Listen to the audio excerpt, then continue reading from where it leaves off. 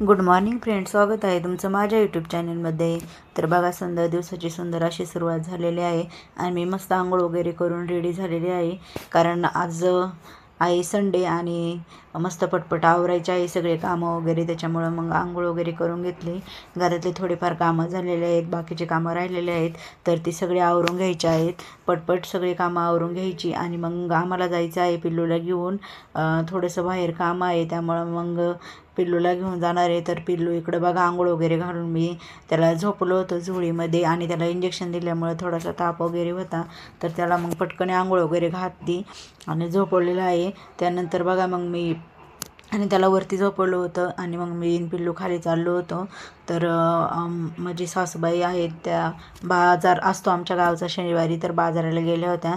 तर बघा, एवढं सगळं सामान आणलं होतं त्यांनी बाजारातून आणि केळं पण आणली होती मस्त आणि खूप छान होती केळं पण खायला. भेळ आणली होती आणि गावाकडचा बाजार म्हटल्यावरती भेळ ही कंपल्सरी असतेच जे बाजारात जातं त्यांच्याकडं. मग इकडं आमचा नकटू उठला होता, त्याला मस्त आवरून वगैरे घेतलं कारण आम्हाला निघोजला जायचं होतं. त्याला थोडंसं काम होतं आमचं आणि त्याला देवीच्या पाया वगैरे पाडायचं होतं. तर इकडे पिल्लू JCB खेळत होता, ट्रॅक्टर खेळत होता आणि खेळता खेळता भांडणं पण करीत होतं. त्यानंतर मग मस्त आवरलं होतं आणि आज रोज डे होता. तर माझ्याकडून सगळ्या यूट्यूब फॅमिलीला हॅप्पी रोज डे. तर तुम्हाला दाखवते आमच्या म्हणजे दारामोरं गुलाबाची फुलं लावलेली आहेत, खूप छान फुलं आली होती त्यांना. तर बघा किती मस्त गुलाबाला फुलं आली होती आणि छान मस्त एक रेड कलरचा होता आणि एक पिंक कलरचा होता. त्यानंतर मग मस्त आवरलं, बाळाला पण घेतलं आणि पिल्लूला पण घेतलं होतं आणि पिल्लूचं पण काम होतं आणि पिल्लीला पण देवीच्या पाया पडायचं होतं. त्यानंतर मग निघोजमध्ये आलो. पहिले मिसळ खाली कारण भूक लागली होती थोडी आणि खूप दिवसानंतर मिसळ खात होते.